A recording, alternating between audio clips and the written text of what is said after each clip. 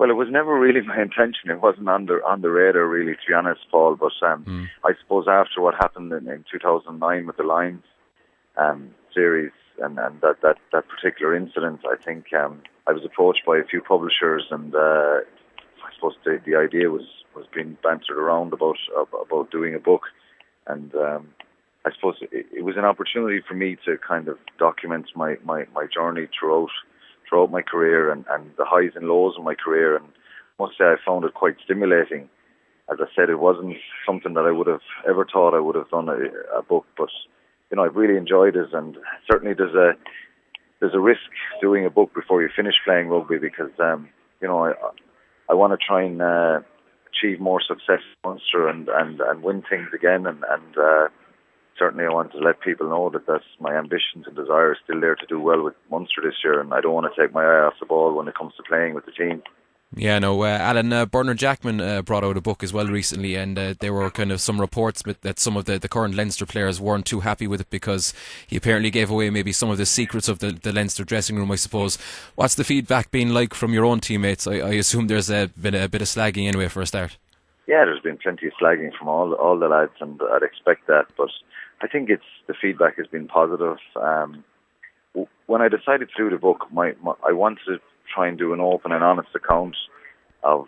my journey and how lucky I've been to play with Munster and Ireland, and to play with such great players along the way, and have the success with Munster. That was my intention always, and I think I'm very proud and happy with the book and with the job Irish Sports Publisher has done, and my writer Kevin McDermott. He's done a great job with the book, and there's no huge controversy in the book. I think it's I try to be honest about how I felt along the way, and with various different coaches and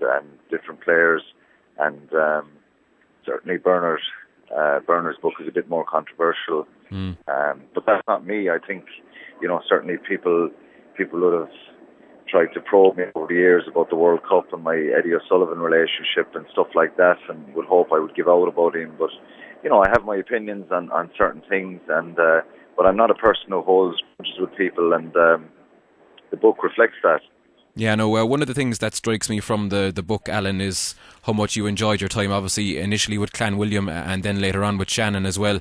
With the way the professional game has gone now, Alan, it's obviously not feasible to play with your province and your club week in, week out, but do you miss playing with Shannon, and do you think in the future there's any way the IL can maybe return to some bit of prominence without damaging the provincial setup? Well, I think it was taken out of our... Certainly we owe our clubs a lot. Shannon, for me, when I joined Shannon, obviously I learned my trade and started playing rugby in Clanwilliam and moved on to Shannon. It's a very successful Shannon team, which helped me, and I learnt a lot there, and it was a great club for me to join at the time, and I had immediate success, and it propelled me on to Munster. And I must say, when things changed, when the Magners League came in around 2000, 2001, we were taken away from our clubs, and it wasn't a choice we had. Certainly we wanted to try and play with our clubs more, but it's just not feasible at the moment. I think to run a professional game and to run, I suppose, an entity like Munster, it needs to be a full-time setup, and you need to have full-time professional league, and that's what the Magners League is, and it helps prepare the teams, and if you're going to be professional, you probably have to work with guys day in, day out. So yeah, certainly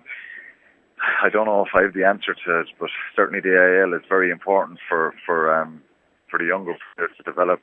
and to try and get themselves into the Munster setup or the provincial teams.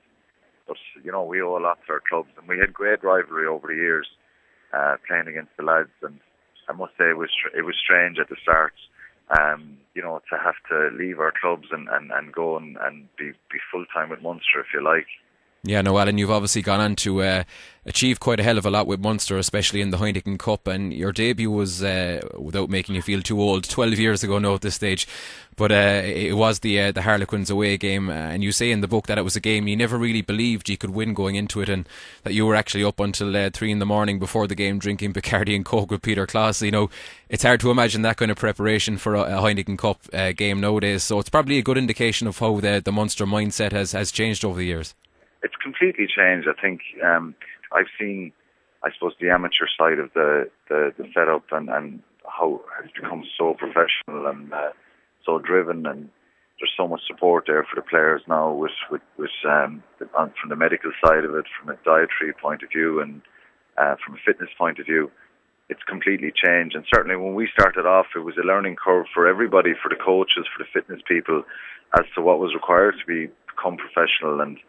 I think, I count myself very lucky to be part of that whole Munster journey. I think, if you like, with respect to everyone else who's played for Munster, I think just that Heineken Cup journey from kind of 97 onwards, obviously ever before we played for Munster, there's always been a massive pride and honour and associated with the jersey, and there's been so many great players that have played before us. But I think I consider myself very lucky to have been a part of that kind of Heineken Cup journey, and I've learned so much, good days, bad days, but it's been a wonderful journey, and the way the Munster fans came together after 2000, and it just develops on over the years, and obviously to win the Heineken Cup eventually in 2006 after all of disappointment previously, and then again in 2008 was fantastic. It's been an amazing journey, and as I said, I've seen the amateur side of it, and it's just become so professional today, and it's great to go into training every day and have expertise staff and fitness people, medical people working with you, and trying to make the best player you can be.